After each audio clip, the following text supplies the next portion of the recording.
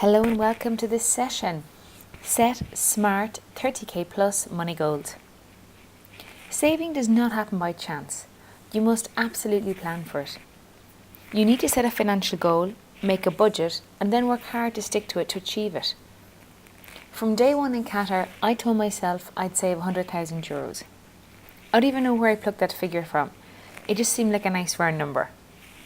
I didn't really tell many people except my parents, who were supportive but a little sceptical. However, I am that kind of stubborn person that if you tell me or imply that I can't do something, I will work twice as hard to do it and defy other people's expectations. So I have to say I am more like my naughty students than I care to admit. But seriously, you definitely need to set your smart 30k plus money goals, as it gives you something to work towards and is a way of sort of, checking off and being able to chart your progress towards achieving your financial independence or your financial goals.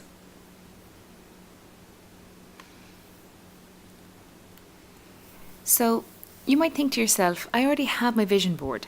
Why do I need to set, smart 30k plus money goals? So that's great. You have your vision board, you have visualized your future goals. What these SMART goals will do is where we're going to break down the cost into specific manageable steps or into specific money goals to make your future benefits happen. So in order for everything to come true on your vision board, we need to break it down into smaller goals or steps. It is vital that you take the time to do this. I have always set myself SMART goals with a deadline, which has enabled me to buy my 4-bedroom house in Ireland, to earn my MA in Applied Linguistics in ELT, and to live for a year in London. These were all goals I'd set myself when I first moved to Qatar in 2011 to begin my expat teaching career. So, what are SMART money goals? Some of you may be familiar with this acronym. So first of all, we have specific. You need to have a specific amount of money in mind. So obviously for here we can say 30k plus in 2 years. You might say 30k if you want to increase that, but have a specific amount of money that you want to save. Your next goal, the goal must next be measurable. This is where you can break your goal down and set yourself weekly, monthly, half year and annual targets to chart your progress. And the way I've chosen to do so is by having a figure in my head that I need to save within X amount of years. So in your case, it could be 2 years, but it can change depending on how long you plan to stay abroad teaching. A is for attainable or achievable. Now this is really important. You must look at your monthly salary to make sure that your monthly saving allows you to live as well. Okay, there's no point in overestimating or overstretching yourself because you might be setting yourself up to fail if you do that. So make sure that your goal is attainable or achievable. Realistic. Again, like the previous factor, make sure that your goal really is realistic. This is really important because while you're working abroad, you have to enjoy yourself too. So you need to be able to socialise. You need to be able to travel. You need to be able to meet new people. So if what you need for a house deposit is completely unrealistic in a 2-year time frame, then I would look at either a smaller and cheaper property, if for example, whatever you're looking at, or else decide to commit to living abroad for 3 or 4 years instead. Many times as an expat teacher, you will be homesick and lonely. So there's no point in feeling like you're broke all the time, because to be honest, that would probably just encourage you to go completely the other extreme where you don't save a penny, or you will probably influence your decision to go back home early, which of course serves nothing. So you don't want to ruin your expat experience. You still want to save but also live as well. And the last one then, T, stands for timed. So if you plan to work abroad for 2 years, break it down into months and weeks. So for example, for 2 years, you can say 24 months or 104 weeks. So you've got that's how much time you have to save up. This makes your goal seem a lot more attainable. So at least you know per week how much you're expected to save, or per month. You're breaking the goal down into a more manageable step. If 2 years is not enough to save for your house deposit, then perhaps extend your time frame to 3 or 4 years. And then again, break it down into months and weeks to know how much to save each time. So when you have your figure in your head, once you divide it by 12, 24, 36 months, then you can do your best to save this amount. So if your goal is to save up for a house deposit, I view this as an example because in a lot of cases with many expat teachers I speak to, that's what their goal is. That's why they come out here. That's why they have moved abroad. It's why they've perhaps taken a career break in order to come out for a few years and save up for a house deposit. As we all know, it can be really, really difficult, really challenging, almost impossible in some countries to save up for a housing deposit when you're paying high rents. Luckily, when we teach abroad, our rent is usually always covered. Our bills sometimes are covered too, depending on what country you're in. So we really have the best opportunity to save up for a house deposit if that's what our goal is. And I have to say, you can definitely most save up for a house deposit while you're teaching the Middle East and Asia, despite what other expat teachers say. Like I've said before, after my 4 years of teaching at a private for-profit school, I managed to save up enough cash to buy my 4-bed house in Ireland. You can definitely do it, okay? Absolutely. If I can do it, so can you. Personally, I think you should aim for to save more than just the house deposit, because if you save more than what's required, or if you have a much larger deposit to put towards, it means your mortgage will be less and you can get a shorter term mortgage. So if you choose a 15-year mortgage rather than a 30-year mortgage, you'll actually end up paying €90,000 less in interest on a €200,000 fixed rate loan.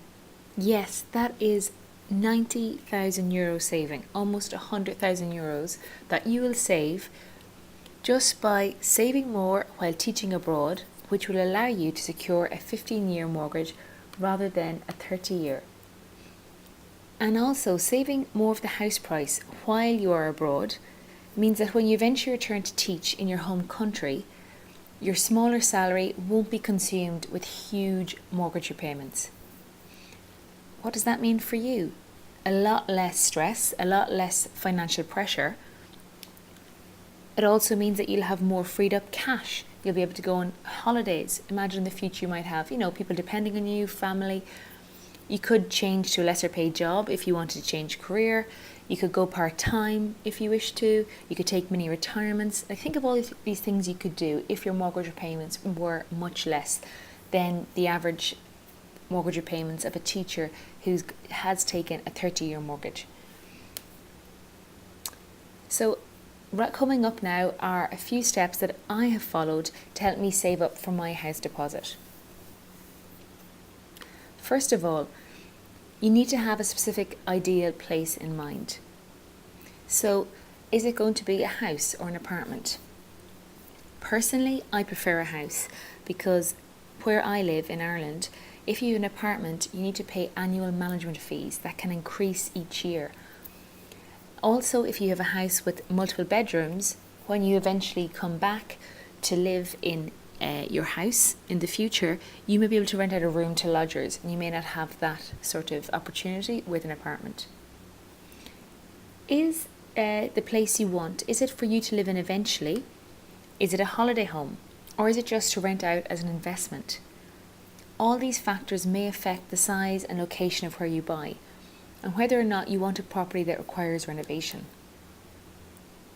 So for your specific place, how many bedrooms would you like? What kind of house or apartment is it? So will it be a maisonette, a semi-detached, a terrace, or will it be a studio apartment? Is your ideal property in Ireland? Is it in the UK? Is it in the US? Is it in your another home country? Is it in Spain? Is it in Dubai? Is your ideal property in a city, in the suburbs, in a town, a village, countryside? Really consider all these different factors about what you want your ideal place to be. Narrow down what you're looking for And then I would advise you to go onto reputable property websites from your own country and research your ideal place. What is the approximate price of purchasing your ideal property, and include all taxes and charges. Now find out how much you have to save for its deposit. For example, in Ireland, a resident needs to have 20 to 25% deposit. But if you are a non-resident, i.e. you live outside the country, it rises to 30 to 35%. So do speak to your bank's mortgage advisor to see what they require. You may not go with that bank in the end, but they should give you a checklist about what you need to do in order to apply for a mortgage. So if I were you right now, I would definitely spend some time, go on the property websites, make sure it's reputable, ask some friends which sites they have used, or go and talk to a local property estate agent.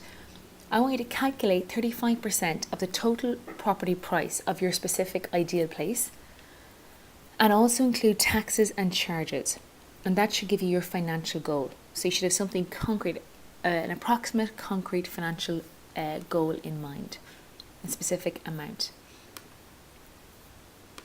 Step number 2, like I've said to you before, now I want you to visualize your goal, because there will be times where you don't want to stick to your budget. So to keep yourself motivated to fulfill your goal of saving up for your ideal place, use your vision board. And as I said before, you've got 2 ways to do this. You could get some pictures of your ideal home in Google Images and copy and paste them in a Word document. Or you can also use Pinterest to do this and print a few copies out. Stick one in your room, have another in your wallet, maybe have another one on your bathroom mirror. Look at this list daily to remind you how wonderful the rewards will be of your saving plan. You can also download a vision board app and add your images to it that way, and look at it every day on your phone to inspire yourself, especially when something comes up that you have to decline or something you have to maybe skimp on for that month. It'll really help motivate you in order to meet your monthly savings target. Possible other money goals you could aim for could be going on a bucket list trip. Maybe you want to set up a side business. Maybe you want to do a master's or further training or education. Whatever it is, add these images to your vision board and be sure to apply the SMART technique to them. No matter what your money goal is, make sure that it meets the SMART criteria. So make sure that the goal is specific, measurable, attainable or achievable, realistic and timed.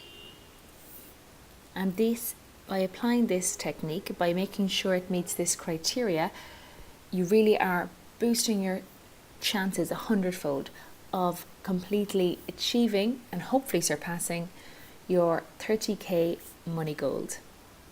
See you in the next lesson.